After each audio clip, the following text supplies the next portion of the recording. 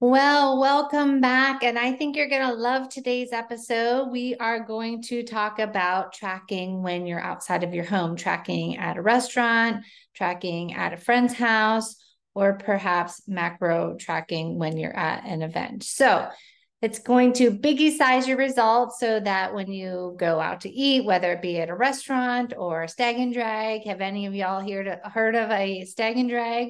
I live in Pennsylvania, and it's a big celebration before a wedding where you basically eat and drink and make money for the bride and groom. So, or maybe you're going to grandma's house. So, how you can use the skills and the knowledge that I teach you on today's episode so that you can stick to your macros and calories while living a normal social life. You know, how you can eliminate the anxiety and the guilt that you feel that you're used to feeling maybe after a meal and drinks out, or as you head to a meal, you're anxious about eating out. I'm going to help you become the best social macro tracker out there. So, like I said, there's a variety of social situations in which your macro tracking skills will be put to the test. So, I'm going to cover the 4 types that I see come up most frequently with my clients. Number 1, of course, eating out at a restaurant. Number 2, having a meal at a friend or family member's house. Number 3, attending a picnic or a stag and drag or a potluck at work. Number 4, a celebration meal. So let's talk about scenario number 1, eating out at a restaurant. With dining out, options continue to expand. Our lives are busier than ever. You know, eating out at a restaurant is something most people don't want to avoid. It's fun. I love to go out and have drinks and a nice meal with fresh ingredients on top of a rooftop bar, or head to a local brewery and enjoy a meal with my husband, my family, or friends. In fact, Americans report eating out 4 to 5 times per week on average. So, eating out is a normal part of life and should not be avoided. So, first off, we need to work on rewiring that brain when it comes to eating out. There are no good foods and no bad foods.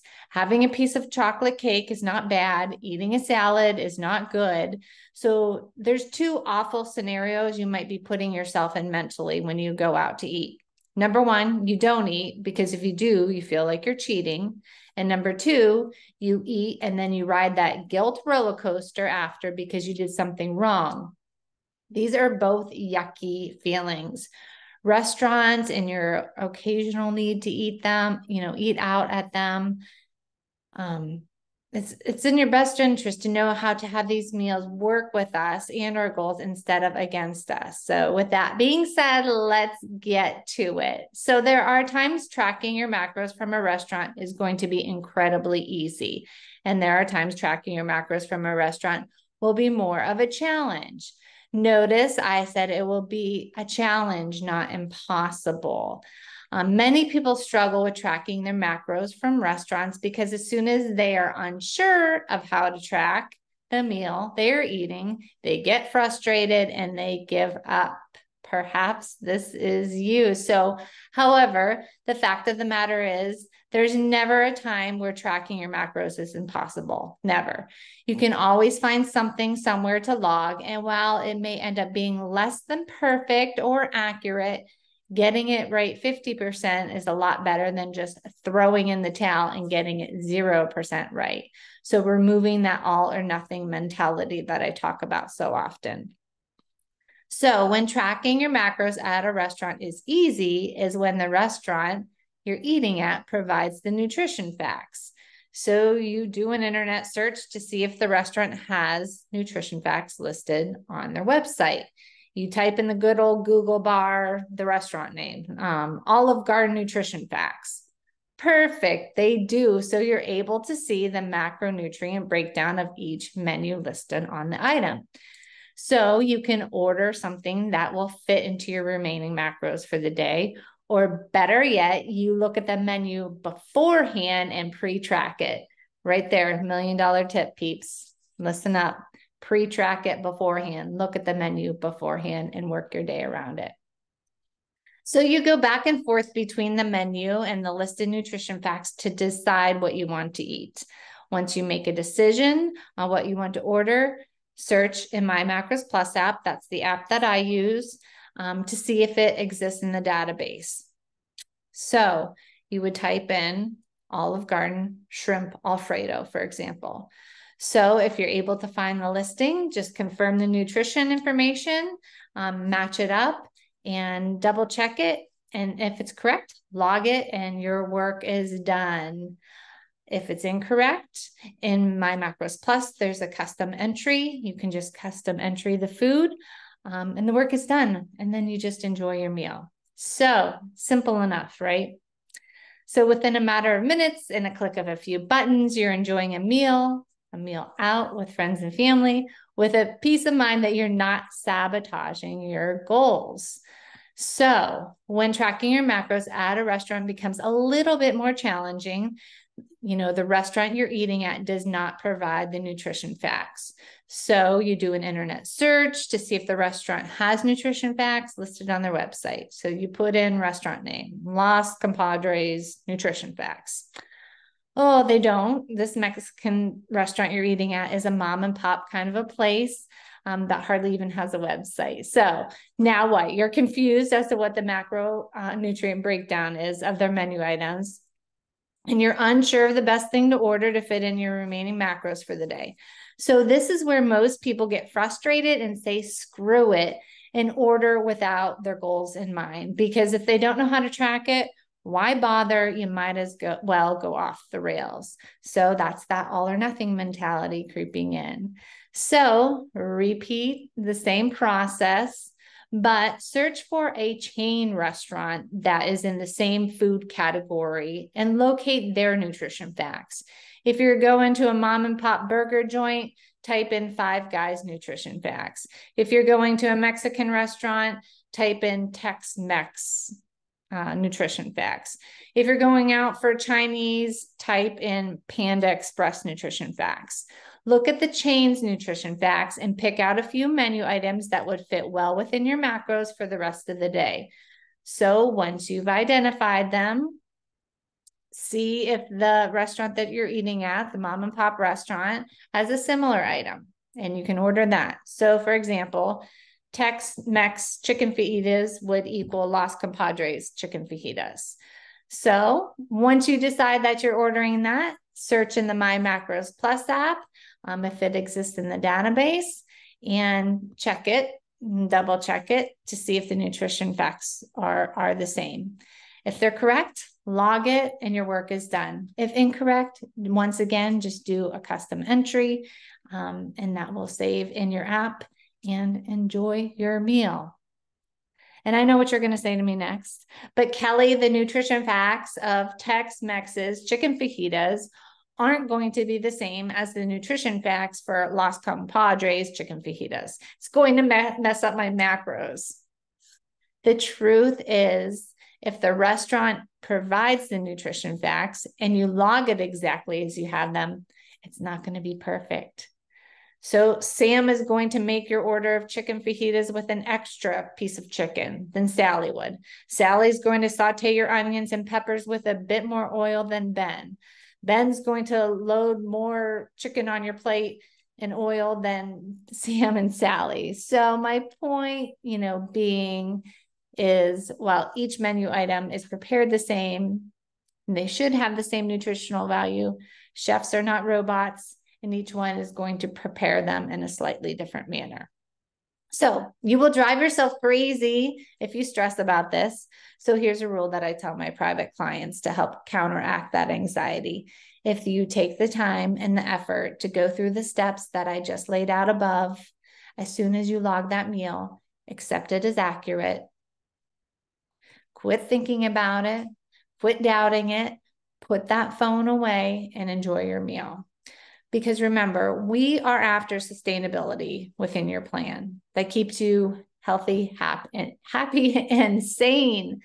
So with this being said, remember, embracing the 80-20 principle, meaning 80% of the time you eat nutritious, nutrient-dense foods. 20% of the time, you're including fun foods. All right, scenario 2, you're eating out at a friend's house or family member's house. So let's go over this. Now, the old failing to plan is planning to fail. So sounds corny, right? But it's incredibly true. So think about the times in your life when you've had the most success, accomplishing a goal or a task. You did well on an exam, you crushed your marathon, you built a house. You likely had some sort of a plan in place that ultimately led to that success. So it's no different with tracking macros. You're more likely to hit your macros at the end of the day when you go into the day with some sort of structure, some sort of plan. This is especially important on days when you have an evening event or a special dinner plan.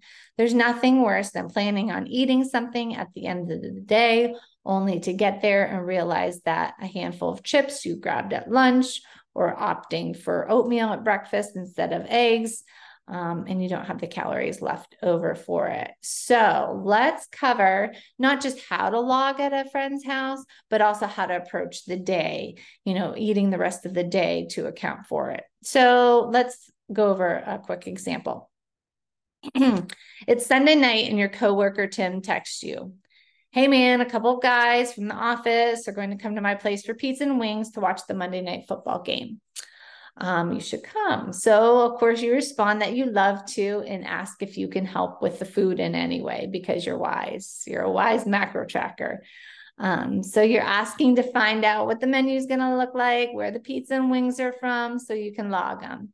So he's taking care of it and he's saying, "I'll be getting it from Domino's." All right, time to set off planning. So the football get together is your food focal point for the next day. So where do you start? You do an internet search and find that Domino's has their nutrition facts listed on their website. So estimating how much you will eat and drink. So you log 2 pieces of pizza, 4 wings, and 2 beers. You don't know what type of beer they'll have on hand, but you plan to stop at the store and bring a case of Miller Lite, and you know that that's 96 calories. So next, you log your protein shake. As you know, you'll be getting in a quick workout in between work and the game. So you log your post-workout protein shake. Next step, breakfast. So knowing that a major chunk of the fat and the carbs are being drained with the pizza, wings, and beer, you make sure to keep your fats low and your carbs moderate. So maybe a veggie and egg white omelet and coffee is what you decide. But because you eat an early breakfast, it's rare that you make it to lunch without needing to eat something. So you log a high protein, low fat, and low carb snack, maybe a Greek yogurt mixed with peanut butter powder, like a PB2. Next, you always get hungry in between lunch and your workout. So you log a protein bar, perhaps a Built bar, which are my favorite.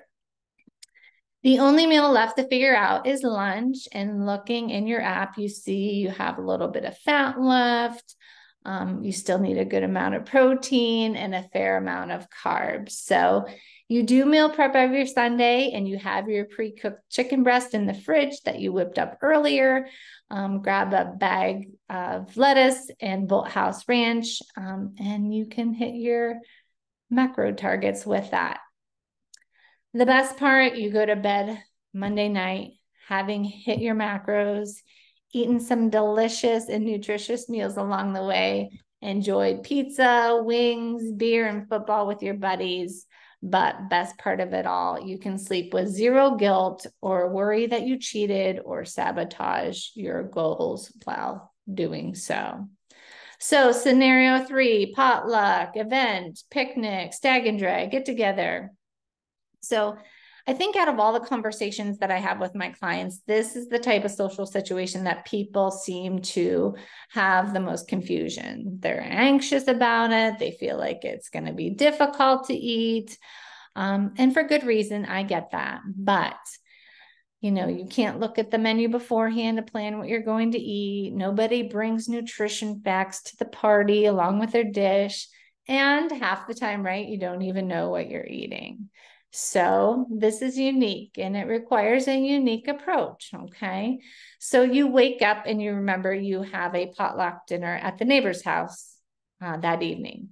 So you start your food planning for the day. You know the dishes everyone will be bringing. You don't know. You don't know the dishes everyone will be bringing, but you do know a few things. Okay, you know your macros for the day, right? And typically the food in these situations are high carb, high fat, moderate to low protein. So with this information, you put a general plan around how many drinks you plan on having, and you create a log for them. So you estimate that you will have 2 drinks, hopefully stick to the plan, and you estimate and pre-track 2 vodka sodas. Now you're thinking to yourself, you're going to get there, and how am I going to eat? How am I going to track? So my rule is 1 plate. Don't go back for seconds. Put on it what you really want. A great way to think about it is dividing the plate. So dividing the plate in half, and then another quarter and another quarter. So this may be around maybe 600 calories. Removing the all or nothing mentality here, okay? Fill half the plate with yummy, fresh green salad full of veggies that Aunt Kathy brought, and Uncle Howie made chicken on the grill. So you can, a quarter of the plate, put chicken on, from the grill on there. And Cousin Beth made your favorite cupcake. So the next quarter would be your homemade cupcake that your cousin made for you. So done. Sit down and enjoy. So now that you have your potluck event accounted for, let's talk about the rest of the day. So let's start with your protein shake, because you have that every day, for example. You're probably going to need some kind of snack between breakfast and lunch. So you log that next. Maybe you're on the run doing errands. So you pack a beef jerky and a tuna packet. And you know that you're going to work out and you want something for after your workout. So you are going to pre-track a Built Bar and plan on eating a protein bar. So now all you have left is lunch, right? Probably a little bit of fat left. You need to get your protein in and some carbs. Oh no, you went to your sister's house yesterday and you didn't have time to meal prep. What are you going to do? All right, let's go to Chipotle.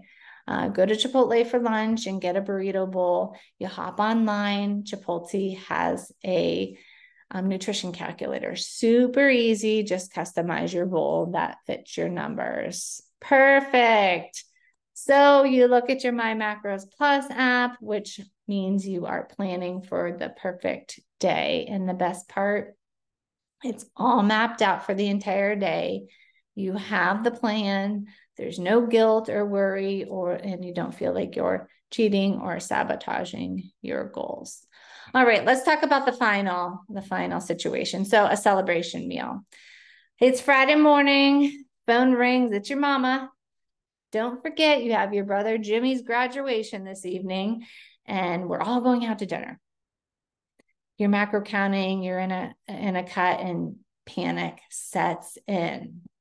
You love your brother, you want to spend time with your family, you want to spend time with him, but you also don't want to stray from hitting your macros, and know that a meal out will make it more challenging. So, wanting to plan ahead as much as possible, you say to your mom, "Great, do you know what restaurant we're going to?" She tells you the name of an Italian restaurant where dinner will be, and you hang up. So while I could tell you the best way to account for this dinner, and if you want to do that, go back to scenario 1 and rinse and repeat. But instead, I want you to think about the concept of replacement meals and celebration meals. So a replacement meal would be something like eating at a restaurant to replace an otherwise normal meal. So you're eating at Chick-fil-A because you forgot your lunch that day. You didn't pack your lunch, you forgot, you left the house, you went to work, you're going to have to go to Chick-fil-A.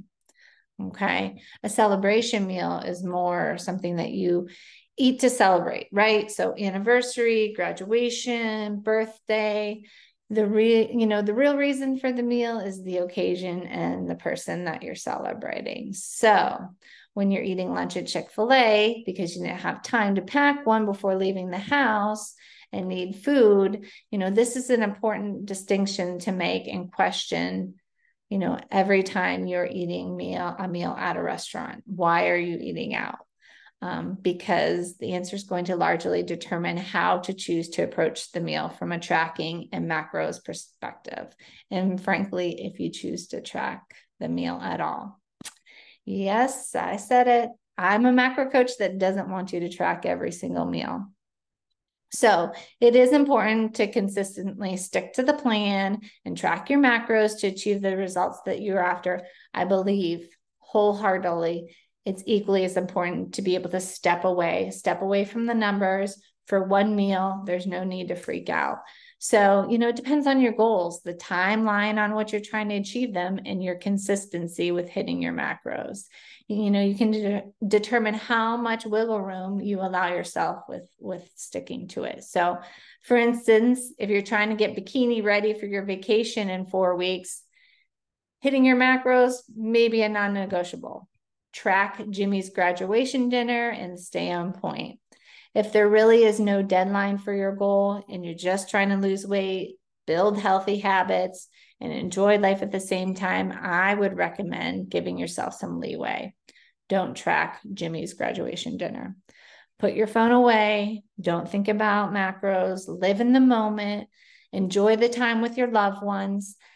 Don't eat like a jerk and order the least healthy thing on the meal, but it's one meal. And just like hitting your macros perfectly it wouldn't instantly bring your goal, neither will not hitting them perfectly. Okay. I like to preach memories over macros.